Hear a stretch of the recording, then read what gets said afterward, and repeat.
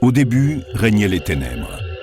Et soudain, le Big Bang a donné naissance à des éléments dont l'expansion est infinie. Le temps, l'espace et la matière.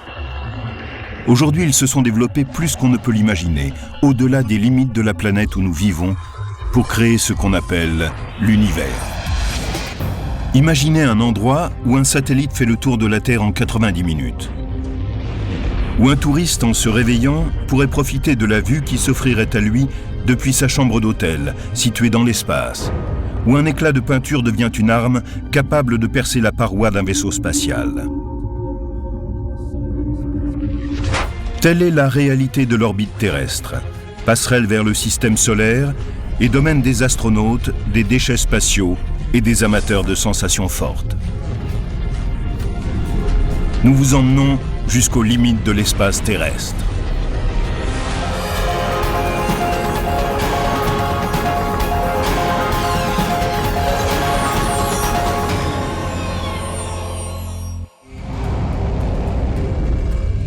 Dans un avenir pas si lointain, un humain embarquera à bord d'une fusée et sera lancé directement en orbite à 160 km de la Terre.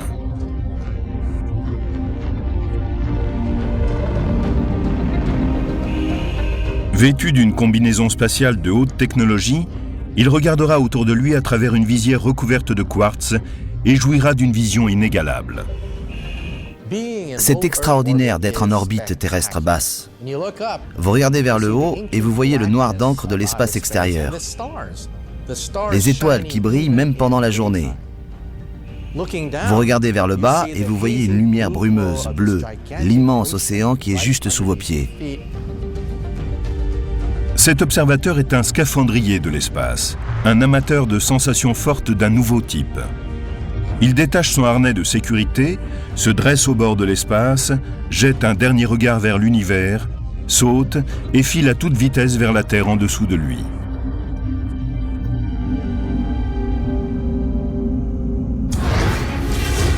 Le saut dans l'espace est une des activités que l'on pourrait un jour pratiquer dans l'orbite terrestre, cette zone qui entoure la Terre et commence à 160 km au-dessus du niveau de la mer.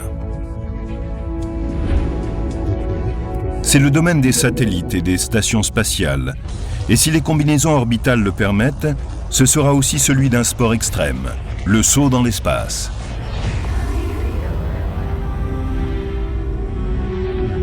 L'orbite terrestre est une fenêtre sur le reste de l'univers, et peut-être deviendra-t-elle une extension de la Terre.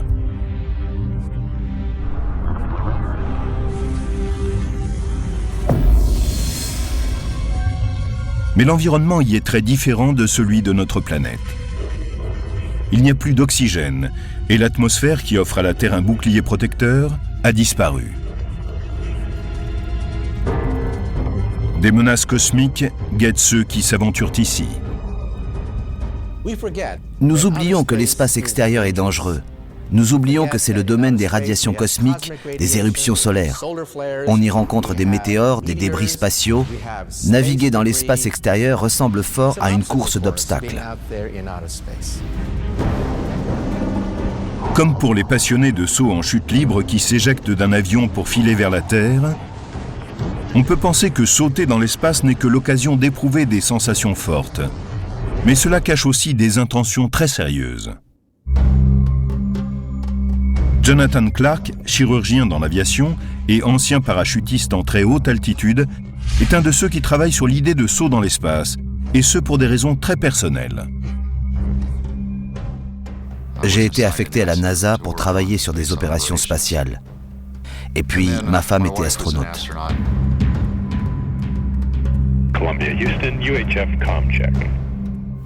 Et elle est morte en 2003 au cours de la mission Columbia.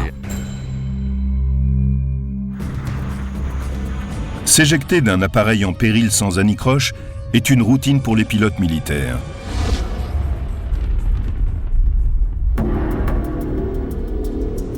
Mais pour les astronautes, en revanche, il n'existe pas de procédure qui leur permettrait de s'éjecter d'un vaisseau spatial en cas de catastrophe. Une fois sur 100 à peu près, il se produit un problème majeur lors du lancement de la fusée. Ou une catastrophe dans l'espace extérieur. La combinaison spatiale d'un parachutiste en chute libre deviendra peut-être une nouvelle tenue de sécurité que les astronautes pourront utiliser au cours de leur mission. Elle sera testée pour la première fois au cours d'un saut de 48 000 mètres. Pour résister à la rentrée dans l'atmosphère, cette combinaison comprend plusieurs points importants.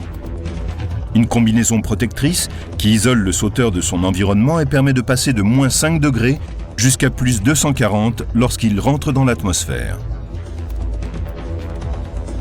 De petits jets de gaz qui jaillissent de chaque gant pour orienter et diriger le corps en état d'apesanteur. Un système d'oxygène en circuit fermé qui nettoie le dioxyde de carbone et le remet en circulation pendant les 10 minutes du voyage de retour. Un parachute de décélération pour stabiliser le parachutiste quand il se rapproche de la Terre. Et enfin, un parachute traditionnel qui se déploie à 915 mètres pour sécuriser l'atterrissage. Ce sera une expérience spectaculaire. Au cours des 2 premières minutes du saut, le parachutiste atteindra des vitesses de 4000 km/h en chute libre. La résistance atmosphérique élèvera la température de la combinaison spatiale jusqu'à 245 degrés et ralentira la vitesse du parachutiste jusqu'à 195 km/h. Le parachute de décélération s'ouvrira au bout de 7 minutes et lui permettra de ralentir. Enfin, à une altitude de 900 mètres, un parachute conventionnel se déploiera et l'homme se posera sur le sol en toute sécurité. Ce sera comme au cinéma. Chris Gilliam est chef costumier à Hollywood. Il dirige la création au sein de la société Orbital Outfitters. Au sein de cette entreprise, il a conçu toute une série de combinaisons spatiales. Sa précision légendaire lui a valu une commande de la NASA pour concevoir une veste spatiale pour femmes. Quand vous regardez de près de vraies combinaisons, vous comprenez qu'il ne s'agit pas simplement d'une tenue blanche avec des accessoires en plastique et un casque en forme de bulle. Il faut penser une combinaison spatiale comme s'il s'agissait d'un vaisseau individuel. Pour mieux protéger le corps, les combinaisons spatiales sont conçues couche par couche. Imaginez le genre de vêtements dont vous auriez besoin pour d'abord traverser un désert aux conditions 2 fois pires que celles qui règnent dans le Sahara, et une seconde plus tard, passer dans un environnement comme celui de l'Arctique. Voilà ce qu'il vous faudrait. Quand on regarde la forme et le mode de fonctionnement de ces combinaisons orbitales, on voit que Gilliam a pensé aux armures médiévales pour concevoir ses créations futuristes. Voici un gant du XIVe siècle. Cette articulation est presque identique à celle du gant d'une combinaison spatiale. Et tous deux ont presque la même forme et accomplissent la même fonction. Il faudra peut-être des années avant que ce type de saut ne devienne une réalité. Mais les amateurs de sensations fortes partent déjà vers les limites de l'espace dans le domaine de l'orbite terrestre. Jusqu'en 2001, le privilège de tourner en orbite autour de la Terre était réservé à une petite élite, des astronautes choisis pour travailler dans l'espace. Mais c'était avant que le tourisme spatial ne devienne une réalité. Beaucoup de gens, quand ils pensent au vol dans l'espace, rêvent d'y aller eux-mêmes. Depuis le tout début, ceux qui réfléchissaient sur les vols spatiaux prévoyaient déjà l'avènement du tourisme spatial. À l'heure actuelle, la société Space Adventures est la seule qui permette d'accomplir ce rêve. Nous sommes la seule société privée de voyages spatiaux. Space Adventures a démarré son activité il y a 10 ans, quand un premier client est parti pour un voyage en très haute altitude à bord d'un avion supersonique russe. Quand il est revenu et qu'il a raconté qu'il avait vu la courbe de la Terre et le ciel sombre par-dessus, j'ai su que notre activité allait pouvoir se développer, que des millions de gens à travers le monde voudraient partir avec nous. En 2001, un milliardaire, l'investisseur Denis Tito, prit contact avec Space Adventures pour organiser un voyage dans l'orbite terrestre. l'ère du tourisme spatial privé était née. Le vol de Denis Tito vers la Station spatiale internationale marquait les débuts du tourisme spatial. Ce fut une immense réussite, pleine de signification. La communauté spatiale qui observait l'aventure trouva cela formidable et applaudit. Une nouvelle ère était née. J'aime l'espace. Space Adventures propose maintenant des voyages vers la Station spatiale internationale pour une somme de 30 millions de dollars. Vous apprenez plein de choses sur la fusée, sur le vaisseau spatial à bord duquel vous allez vous envoler, ainsi que sur la station spatiale. Et vous apprenez comment vivre, manger, travailler et même aller aux toilettes une fois dans l'espace. Pour arriver à la Station spatiale internationale, les touristes de l'espace devront d'abord voyager avec des Russes dans une capsule Soyouz. Elle a navigué avec succès pendant 35 ans. C'est un exploit technologique de vous faire décoller et de vous placer en orbite en moins de 8 minutes. Une fois arrivés à la station spatiale, les touristes de l'espace vivent comme de vrais astronautes. Le confort est très relatif. Donc si vous aimez le camping et n'y voyez aucun inconvénient, vous serez parfaitement bien dans une station spatiale. Si vous avez l'habitude de faire des excursions dans la nature sans le confort d'un toit, alors les équipements du vaisseau spatial vous conviendront. La nourriture est excellente, mais on ne va pas là-bas pour la nourriture. Ce qui est vraiment un plaisir dans l'espace, c'est de flotter en apesanteur, d'apercevoir la Terre, de faire partie de l'avenir de l'exploration spatiale et de pouvoir vivre cette expérience de quitter la planète et de se rendre là où très peu de gens sont déjà allés. On peut admirer 16 couchers et 16 levées de soleil par jour, étant donné la vitesse à laquelle on tourne autour de la Terre. À l'heure actuelle, les voyages dans l'espace sont trop onéreux pour la plupart des gens.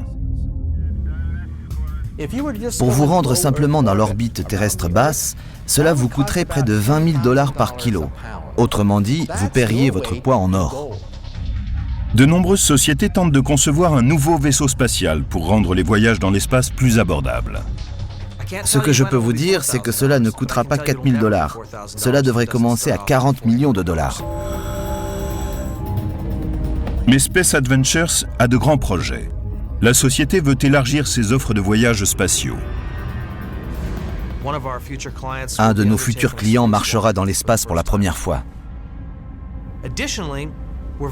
Nous sommes également très excités par l'idée d'un programme de vol autour de la Lune.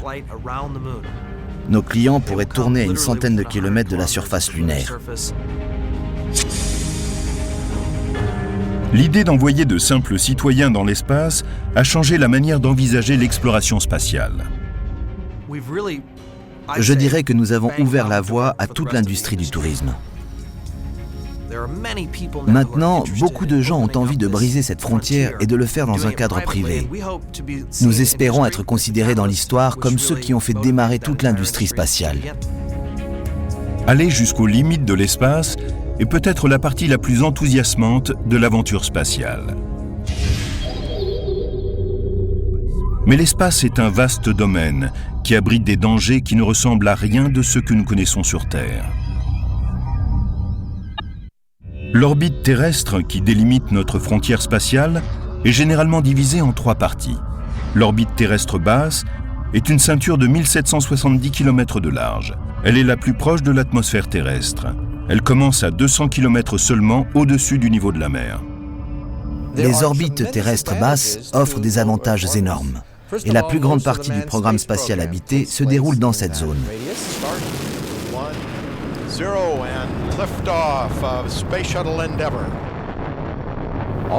Les satellites espions, les satellites de communication, les satellites météo occupent également cette orbite terrestre basse.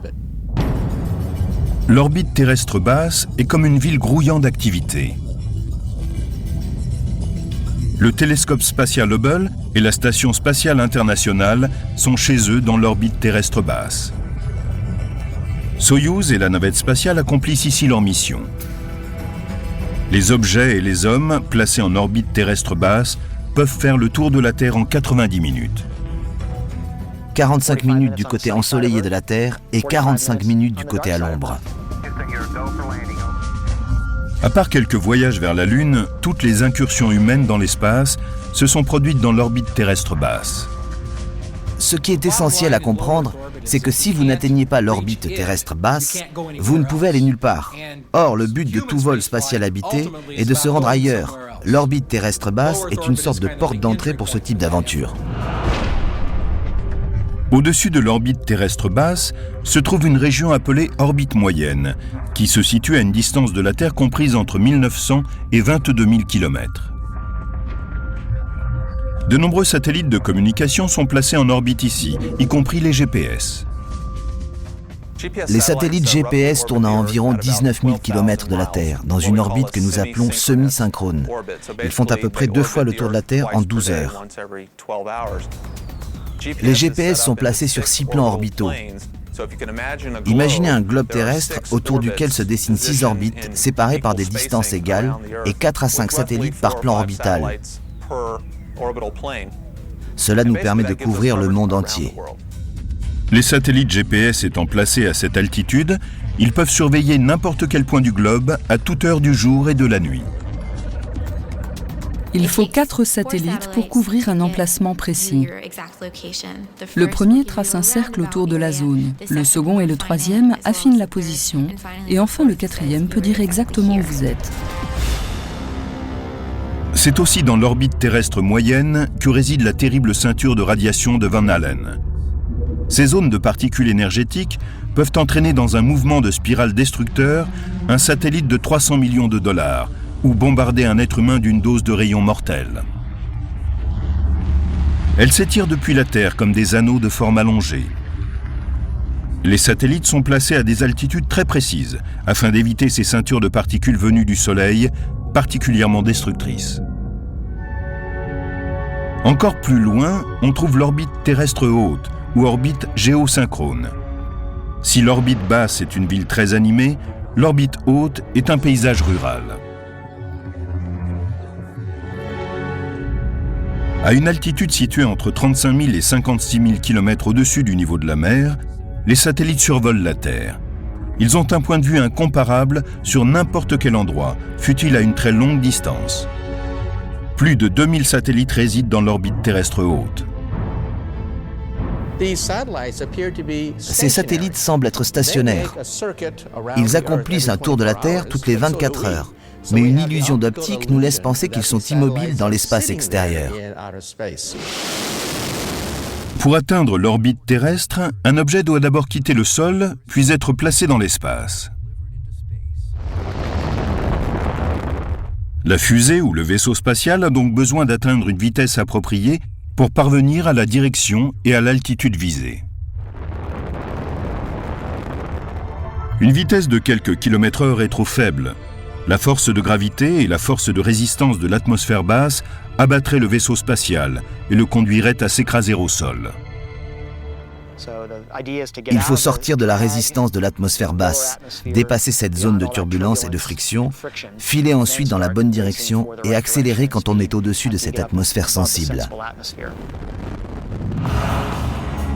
C'est pour une excellente raison que le vaisseau spatial est lancé tout droit et non en angle, comme celui d'un avion. Un lancement spatial typique consiste à filer tout droit dans l'atmosphère pour traverser d'abord sa partie la plus épaisse, puis décrire un arc sur quelques kilomètres et enfin augmenter la vitesse pour aller dans la direction prévue. Pour atteindre l'orbite visée, un vaisseau spatial doit se déplacer à 28 000 km/h et suivre une trajectoire précise depuis le sol jusqu'à l'altitude désirée. À 1 degré près, il peut terminer sur une mauvaise orbite. Après avoir effectué un trajet de 8 minutes et consommé des millions de litres de carburant, le vaisseau est enfin en orbite. Une orbite est un parcours répété autour d'un objet. Comme la Terre, quand elle tourne autour du Soleil, un satellite ou un vaisseau spatial est maintenu en orbite par la gravitation. La masse de la Terre crée une force gravitationnelle qui détourne le parcours d'un objet de la ligne droite. On pourrait supposer que l'attraction terrestre perd beaucoup de son influence à cette altitude dans le ciel. Mais en orbite terrestre basse, la force de gravitation ne perd que 2% de sa puissance par rapport à ce qu'elle est à la surface de la Terre. Pour rester en orbite, il faut aller à une vitesse suffisante pour ne pas retomber sur la Terre, mais filer également assez vite pour que la courbe de votre trajet ne frappe pas celle de la surface terrestre. Simplement, vous tombez en décrivant une courbe autour de la planète. Vous n'êtes pas débarrassé de la force de gravitation, c'est elle qui vous fait tourner autour de la planète. Elle vous maintient dans ce trajet circulaire. Et c'est elle qui vous permet de revenir sur Terre. En théorie, un objet peut rester éternellement en orbite, tant qu'il va assez vite pour résister à l'attraction terrestre. Il y a deux types d'orbites, circulaires et elliptiques. Les orbites circulaires maintiennent les satellites ou les vaisseaux spatiaux à une altitude constante et leur permettent de décrire un cercle régulier autour de la Terre. Les satellites de localisation, GPS ou météo, sont tous sur des orbites circulaires. Les orbites elliptiques sont de forme ovale. Elles sont utilisées quand il faut être en haute altitude durant une partie du trajet, mais pas en permanence. Les vaisseaux spatiaux plaçant des satellites en haute altitude suivent des orbites elliptiques pour les amener à bon port.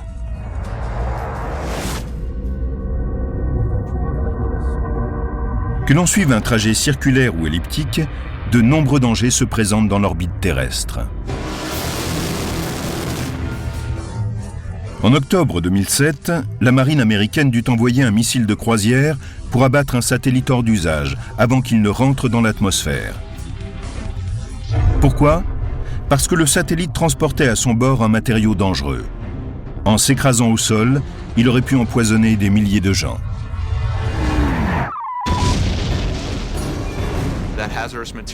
Il s'agissait d'hydrazine qui entre dans la composition du carburant des fusées. C'est ce qu'on a appelé l'opération Burnfrost. C'est la plus grosse opération jusqu'à ce jour pour protéger la planète d'un problème qui ne fait que grandir, celui des débris ou détritus spatiaux.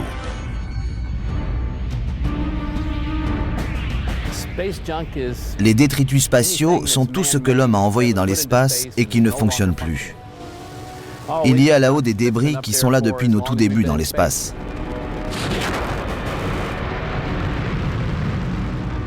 Comme une décharge qui se remplit petit à petit de détritus, les débris se sont accumulés autour de la Terre depuis le lancement du premier Spoutnik en 1957.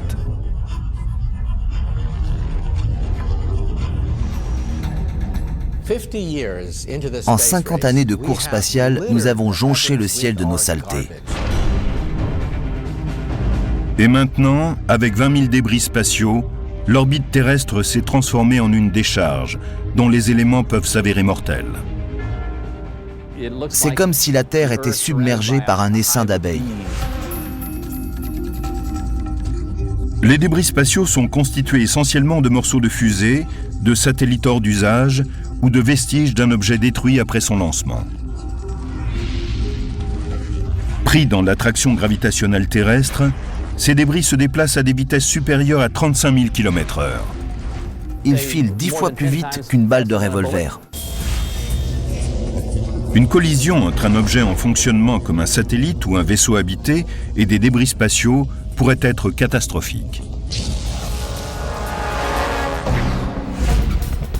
Le centre JSPOC, Joint Space Operations Center, ou Centre d'opération spatiale interarmée, est une unité de surveillance top secrète de l'aviation américaine, dont la tâche est de traquer tout objet qui tourne autour de la Terre, y compris les débris spatiaux. Nous utilisons une foule de capteurs comme ceux du Space Surveillance Network, le réseau de surveillance spatiale. C'est un réseau de 29 stations situées autour du globe, des radars aussi bien que des télescopes optiques qui traquent plus de 18 000 objets que les hommes ont laissés derrière eux dans l'espace. Ces objets peuvent être aussi bien des satellites en activité, corps d'usage, ou des corps de fusées destinés au lancement et des débris égarés. S'ils entraient en collision, cela produirait une catastrophe.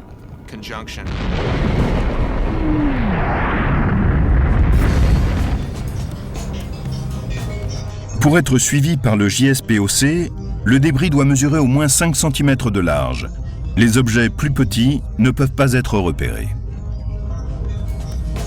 Au cours de la plupart des vols que j'ai effectués à bord d'une navette, nous avons vu apparaître de petits éclats dans les fenêtres de la taille d'une pointe de stylo.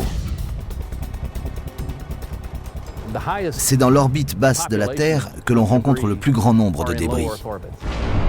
En 2008, une collision intentionnelle entre deux satellites a soulevé l'indignation du monde entier. Et un nuage de débris a menacé l'orbite terrestre basse.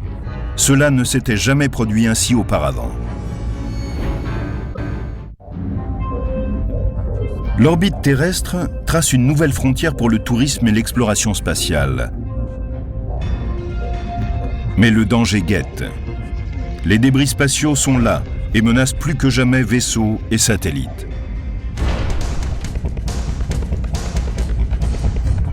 En 2007, on estimait la quantité totale de débris spatiaux à 20 000. 14 000 d'entre eux étaient repérables. Puis en 2008, le programme spatial chinois fit entrer 2 satellites en collision lors d'un test d'armement anti-satellite. La communauté spatiale internationale fut scandalisée.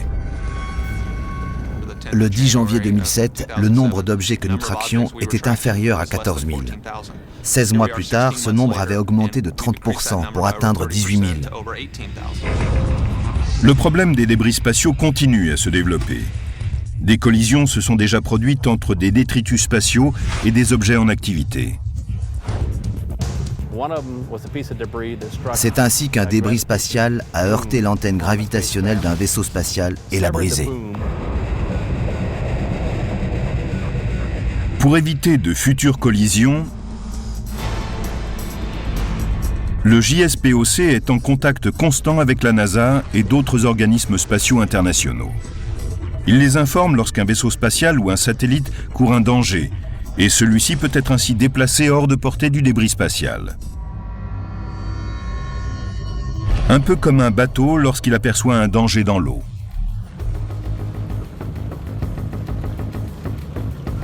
Quand on est sur l'eau, c'est ce qu'on ne peut pas voir qui provoque le plus de dégâts, comme lorsqu'on entre en collision avec un tronc d'arbre par exemple, ou quelque autre obstacle qui se trouverait sur la surface de l'eau. En orbite, nous avons le même problème.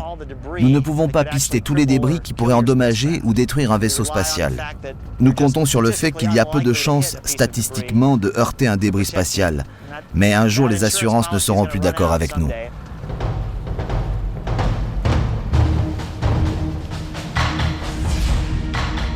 Par chance, il ne s'est jamais produit de collision grave entre un vaisseau habité et des débris spatiaux. Enfin, pour le moment. Nous n'avons jamais vu un vaisseau spatial piloté par un homme se heurter à des débris en orbite et être endommagé. Mais on a déjà été proche de la catastrophe. Les objets, quelle que soit leur taille, risquent toujours d'être déviés de leur orbite par un détritus spatial. Cela se produit quand un objet perd de la vitesse à cause du frottement et commence à être attiré vers la Terre par la force gravitationnelle. C'est essentiellement la résistance atmosphérique qui provoque la mise en orbite des débris. C'est le même phénomène que subit un cycliste. Quand vous pédalez à vitesse constante, vous maintenez un équilibre entre votre puissance musculaire, la pression de la route sur les pneus et la résistance de l'air autour de vous. Quand vous êtes sur un vélo, vous surmontez la résistance avec vos muscles et dans l'espace, en mettant le feu aux engins qui vont vous propulser en avant, vous donnez un peu de vitesse et vous surmonterez ainsi la résistance de l'air. C'est ce que doit faire la station spatiale pour éviter de retomber vers la Terre et de s'embraser. Si la poussée en avant s'arrête brusquement, vous retombez et rentrez de nouveau dans l'atmosphère.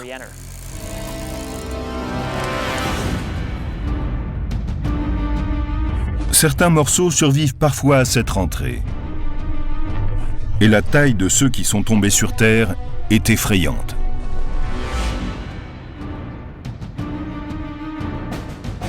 Au cours des 40 dernières années, 17 000 morceaux de débris spatiaux ont survécu à la rentrée dans l'atmosphère.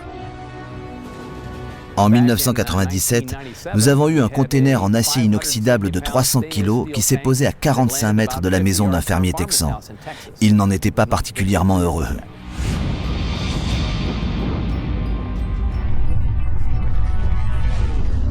Lorsqu'un morceau de débris survit à la rentrée, il se déplace à une vitesse de 200 km/h avant de toucher le sol.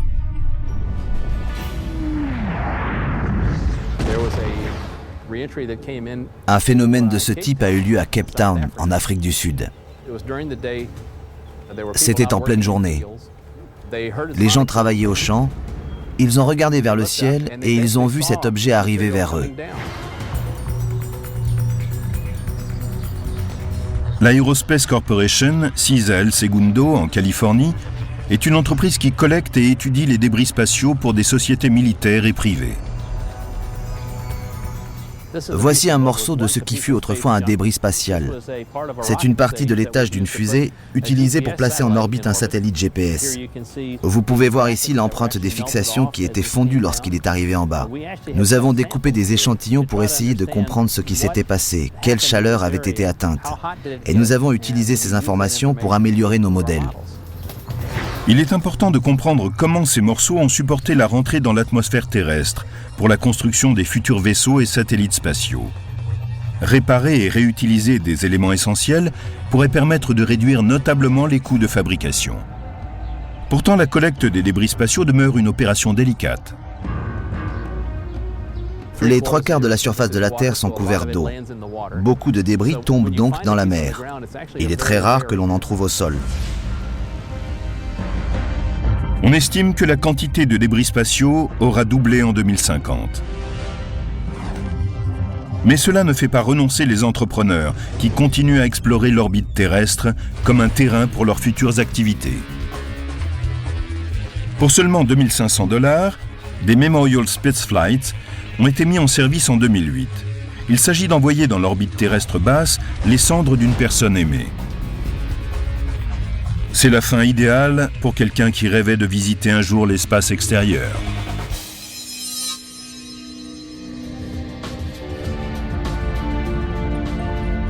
Ce n'est que l'une des nombreuses idées que les entrepreneurs développent pour utiliser l'orbite terrestre. Mais pour mener à bien une entreprise spatiale, il faut obtenir un droit d'occupation permanente. Nous sommes au tout début du XXIe siècle et je prévois que l'espace deviendra une zone industrielle. Skylab, Mir et maintenant la Station spatiale internationale ont fourni un terrain pour les expériences spatiales et les habitations à long terme. Et si les sociétés privées possédaient elles aussi un vaisseau spatial en orbite autour de la Terre ? Je pense que nous avons été et que nous sommes encore la première société à avoir déployé ce type de structure.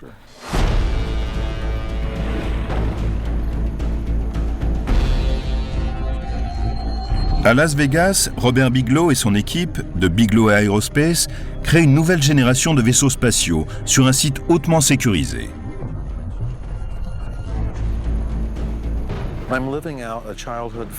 Je réalise un rêve de gosse. Je pense que nous sommes engagés dans quelque chose de vraiment important. L'industrie privée explore aussi les opportunités qu'offrent les limites de notre espace. Bigelow Aerospace développe des modules gonflables, appelés Genesis, destinés à être placés en orbite. Leur technologie s'inspire de celle de la NASA. Je suis tombé sur un article qui parlait d'une technologie sur laquelle travaillait la NASA. Et j'ai pensé, oh mon Dieu, c'est génial. La NASA a développé un module d'habitat gonflable appelé Transab qui devait être relié à la station spatiale pour fournir plus d'espace vital. Mais ils n'ont jamais eu les moyens de réaliser ce projet. En fait, après un certain nombre d'années, nous avons acquis auprès de la NASA la licence de ces brevets.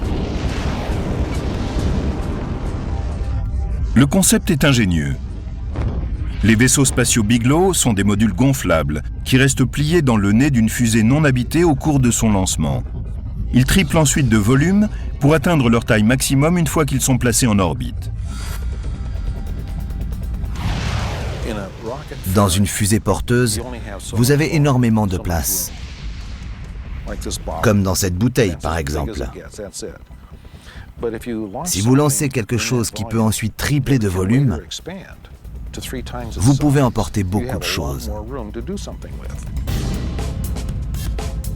Nous utilisons du gaz comprimé pour lui donner sa taille finale. Le vaisseau gonflable peut être adapté à tout ce dont peut avoir besoin le client. Laboratoire de recherche, atelier de fabrication, espace hôtelier, toutes les activités qui peuvent se loger dans l'orbite terrestre. Nous pouvons accueillir toute une variété de clients et ils ne devront payer que pour la durée précise qui les intéresse. Le vaisseau spatial est composé de matériaux très durables mais flexibles, appelés Soft Good Systems. Vous roulez sans arrêt sur ce type de matériaux. Vous utilisez par exemple des pneus qui sont des systèmes gonflables solides et très fiables. Bigelow n'a aucune inquiétude quant à la fiabilité de ce système de lancement. Les 18 fusées de lancement Dniepr qu'il utilise sont celles auxquelles les Russes se fient pour leurs chargements les plus précieux. À l'heure actuelle, ils ont environ 1100 de ces fusées, dotées de missiles nucléaires. Ce n'est pas la fusée qui pourrait être pour nous source d'échec. Une fois en orbite, les équipements sont alimentés par 4 panneaux solaires, tout comme la Station spatiale internationale. Le vaisseau spatial Genesis est une nouvelle génération de stations spatiales, et cela pourrait être une nette amélioration pour l'appareil conçu par les organismes officiels.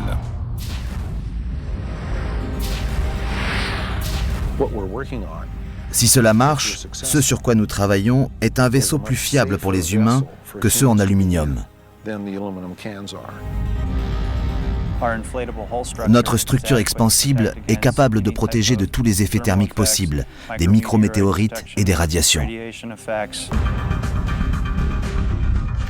Aujourd'hui, Bigelow Aerospace possède 2 vaisseaux privés, Genesis 1 et 2, qui orbitent à 550 km de la Terre. Ce sont les seuls vaisseaux spatiaux privés de ce type qui tournent aux limites de l'espace.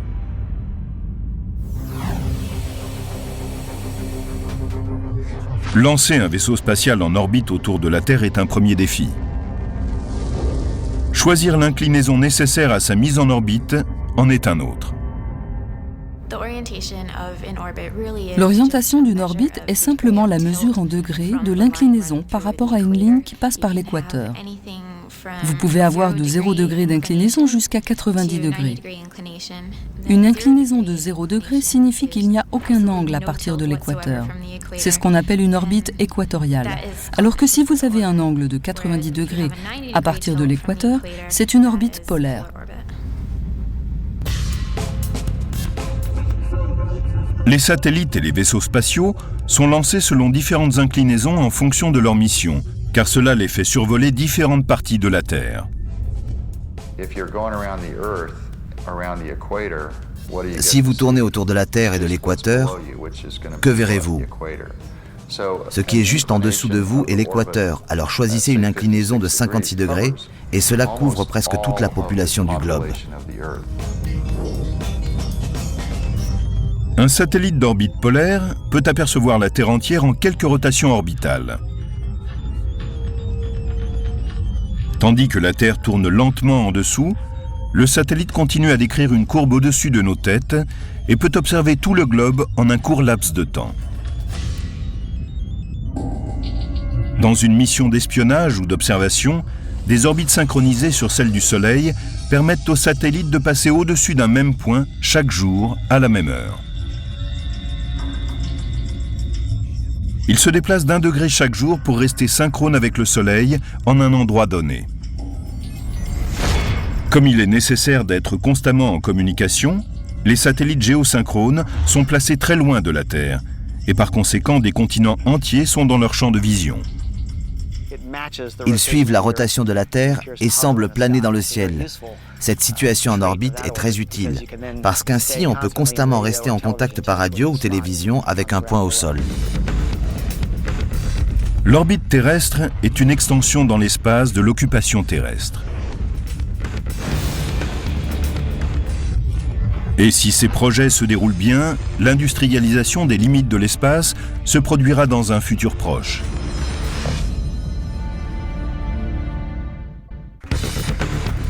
Il y a 40 ans seulement, John Glenn commençait son tour de la Terre en orbite.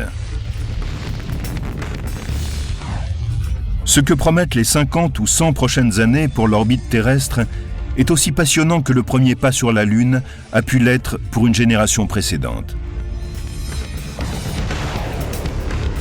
Bigelow Aerospace a déjà franchi une étape importante en lançant en orbite ses modules Genesis 1 et 2. Mais le futur vaisseau spatial emmènera des touristes privés. Personne n'a jamais fait ça jusqu'à présent. Certes, des hommes sont allés dans l'espace, mais nous essayons que cela soit possible pour tout un chacun. Voici Sundancer, un espace habitable de 300 mètres cubes qui pourra accueillir 3 vies humaines sans limite de durée. Nous devons ajouter un certain nombre d'équipements pour maintenir la vie de 3 personnes dans un environnement viable. Il s'agit de la concentration d'air et du système fournisseur d'oxygène qui doit recycler le CO2 à travers un contrôle rigoureux de la chaleur et de l'humidité. Le vaisseau Sundancer offre plus d'espace que celui dont dispose la Station spatiale internationale. Plusieurs modules pourront être reliés ensemble, comme un jeu de construction pour enfants, pour former des installations plus importantes. La forme choisie dépendra de la fonction et de la mission du vaisseau. Mais comme les pionniers partaient sur les océans à la recherche de nouvelles terres, il s'agit ici de partir pour un territoire inconnu.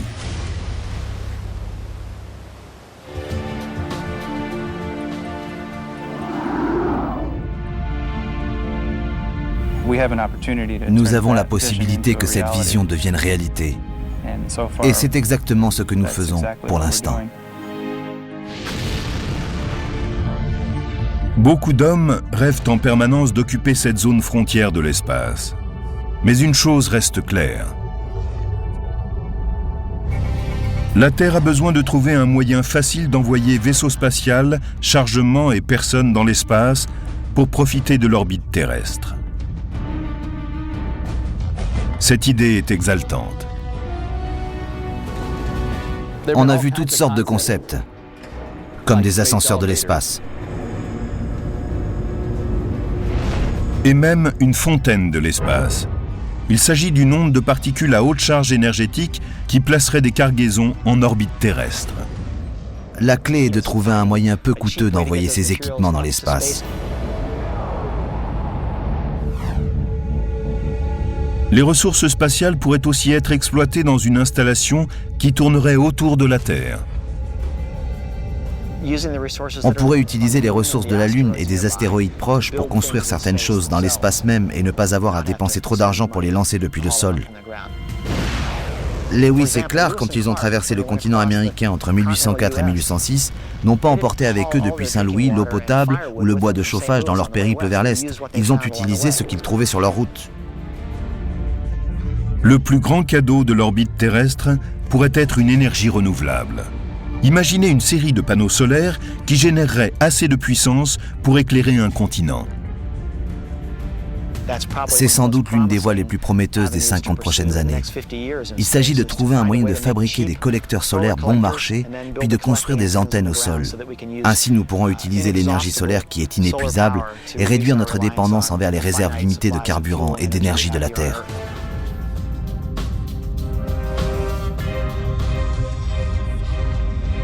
Une chose est certaine, le bord de l'espace est la porte d'entrée vers de futures explorations, une halte vers d'autres destinations dans l'univers. Je suis impatient de voir ce que seront les prochaines décennies. Aujourd'hui, la Terre est vraiment le jardin d'Éden de l'humanité. Depuis que nous y vivons, nous avons pris soin de notre planète, de nos parcs, et nous avons préservé les choses que nous aimons. Tout ce que nous faisons en termes de fabrication, d'extraction de matières premières, d'énergie et d'exploitation minière, tout cela peut se faire dans l'espace. Et évidemment, l'orbite terrestre basse est une porte d'entrée vers le reste du système solaire.